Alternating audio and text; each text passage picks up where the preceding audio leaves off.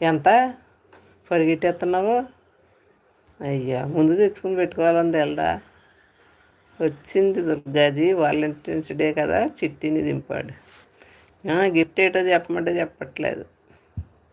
Hi దుర్గాజీ, భోంచేస్తారా అంటుంది. వచ్చిరా అమ్మా. రమణి గారు నవ్వుతుంది.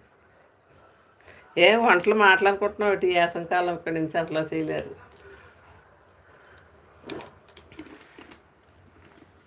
శివయ్య హాయ్ అంట.